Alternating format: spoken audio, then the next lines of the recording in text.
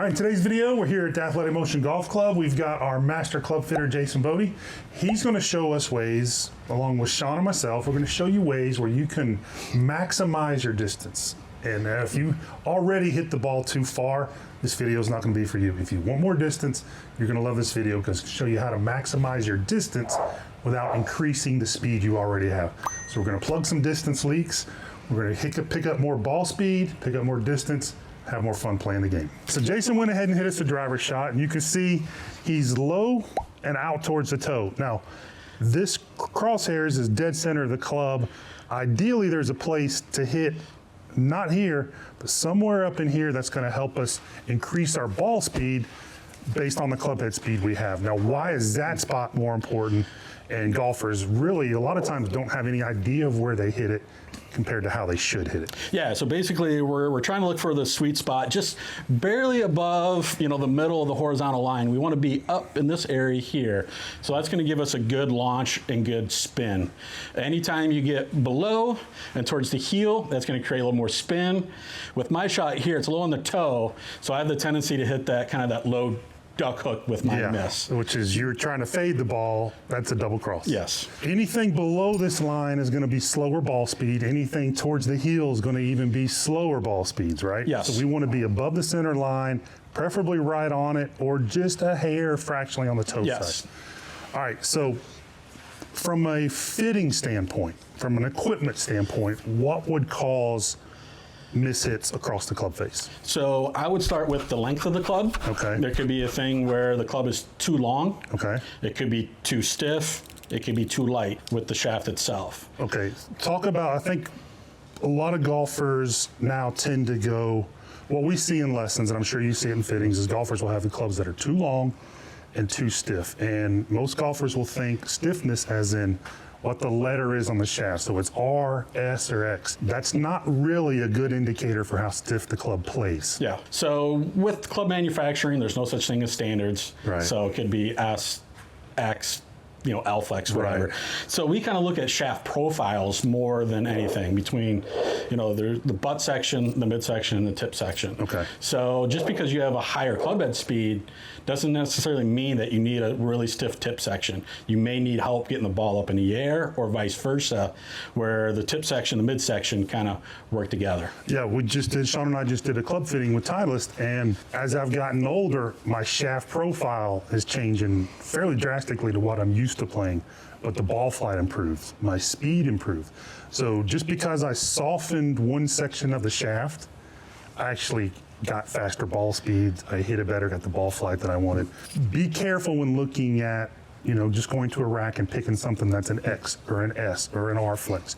You want to make sure you understand the profile. That's going to help you find the center. Now, from a technique standpoint, so your tendency is to have a path a little bit too far to the left and to hit up on it too much. Yep. Right? A lot of golfers are now trying to hit up because they know higher on the club face. We want to launch it high with no spin. High spin. Now, if the ball's not teed up massively high and you've got an angle of attack that's working up, switch clubs with me. So if my angle of attack is working too far up this way, you almost can't keep teeing the ball high enough, right? So you'll actually start to hit it more in the middle, even though you have a positive angle of attack. Your angle of attack on this shot was 7 degrees. Yeah. Right? So for the tee height, we need to have a flatter angle of attack to find that magical distance spot on the club face. Yep. As far as impact location goes, the very first thing to do is get some foot spray, Dr. Scholl's foot spray, spray your face, know exactly where you're hitting it.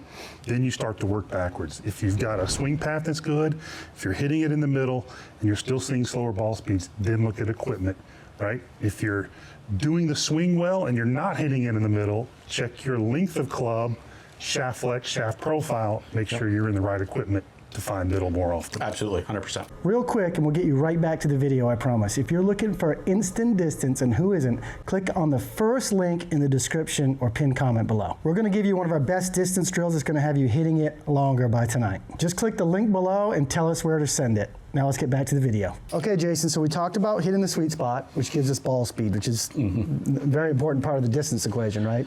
Hitting the sweet spot allows us to do that. Now, we just looked at that last shot Jason hit. We thought it was a low hook. We didn't really show him what the shot was with the screen we had up. This ball actually went low to the right, so I think the moral of that story is if you miss the sweet spot, kind of all bets are off, right? Yep. So that's the first thing. The next thing is we have the TrackMan optimizer up here on the screen. And what it tells us is, okay, what could we have done different with that shot to get maximum distance? He hit that ball 250. It could have been 281. So that's a massive difference, right? You've got 30 yards left in the tank just with that particular swing you made. So talk to us about the launch angle and the height here and how that affects the total distance. So with my swing here, so I really hit up on it a little too much.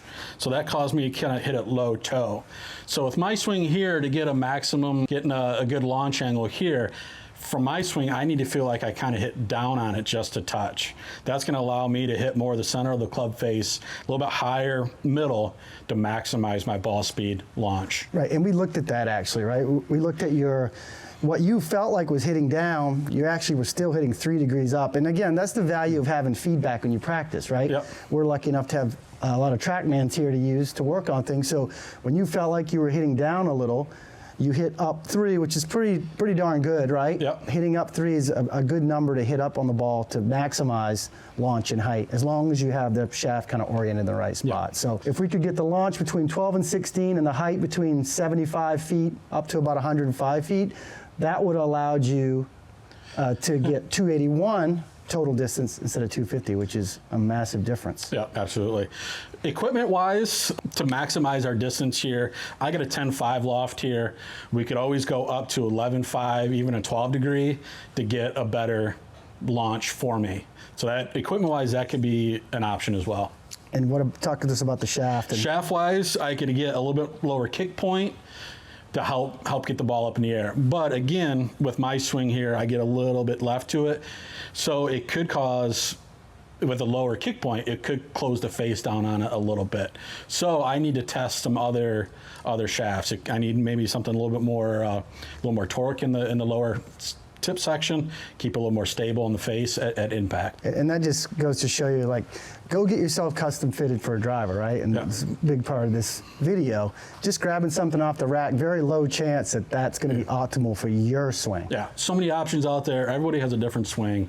Everybody interacts with the golf ball a little bit different. So many options, so many tweaks you can make and get everything perfect for you. So last question here about the equipment. Where does the cutoff happen? You know, you're trying to increase somebody's loft. At some point, it's probably going to spin the ball too much, which we'll get to here in a minute. Yeah. But that's obviously a fine line you've got to walk there too. Yeah, absolutely. So basically, when I'm doing a fitting, a lot of it has to deal with like club head speed. Slower club head speeds typically need a little bit more loft to get the ball up in the air, a little bit more spin for them to get more maximum distance. If you have a club head speed of 120, 130, like Rory and those guys, you can get it launched lower because they have the speed to get the ball launched and going forward. So you could use a little less loft, still launch it high enough and keep the spin off it. Yep. Perfect. All right, so going back to our optimizer numbers, we're going to look at spin now. That's this number right here. And we can see you're at 2,000, easy for me to say. I was going to say 2074. You're at 2,074 RPMs of spin. Now, do you like that spin number for that club head speed? It comes into the optimum range, but I'd like to see a little bit more spin. It's a little knuckly, right? Yeah, and so that's even on the high end. And you can see how my ball flight was, so it went kind of low right. Yes. If I can get a little bit more spin, it's not going to go far offline of my target. So where's a good sweet spot? Kind of low twos, mid twos? Low twos, 22, 25, 2600.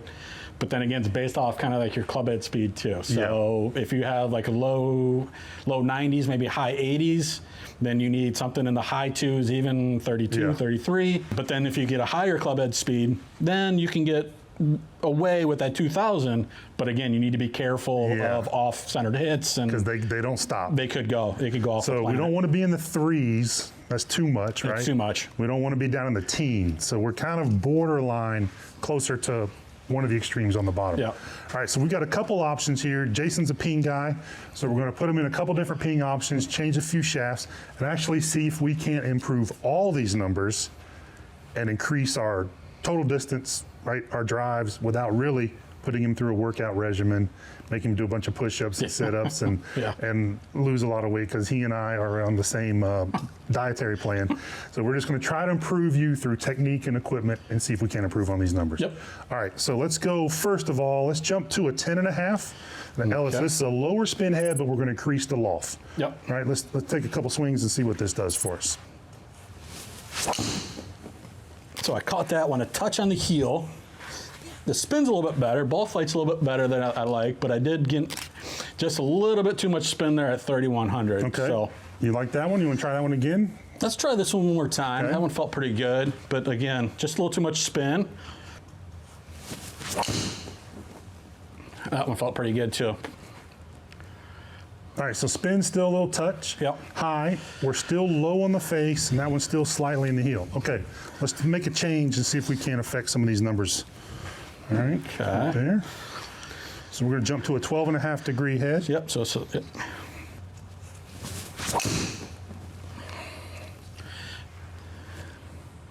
Okay, not really helping the cause any, right? Nope. All right, so we're going to go and add a little bit of technique to this, all right? So let's go back to our 10.5 degree head. You swung that pretty good. Yep. And we are going to raise the tee up, and we're going to have you feel like you're hitting more level on it. I mean, you might even feel like you're hitting down on it.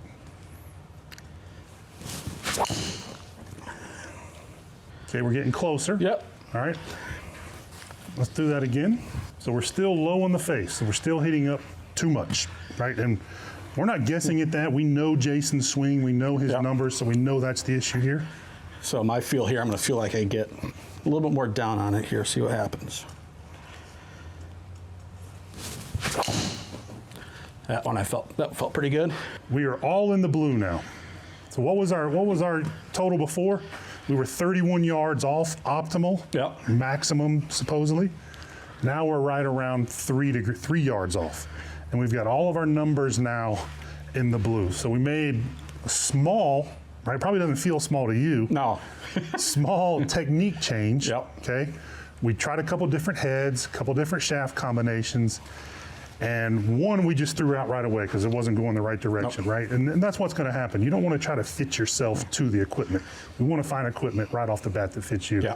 Now we can play with these and try to tighten these up a little bit more, right? You're on the spot hitting these drivers in front of the cameras. Yep. So, but we know we're heading in the right direction. That we know you've got to feel more level. We know the tee height's got to come up. And we know the equipment's got to match what he's doing. So this 10.5 degree head, what shaft is that?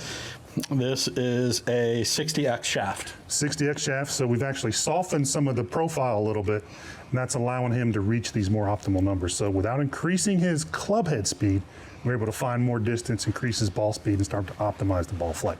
It's exactly what you should look for when you go get a custom fitting. Yep. And then you also have the technique changes in mind. If your equipment's good, you're still not hitting it great, start to look towards the technique, because it's certainly a combination of both. Absolutely, 100%.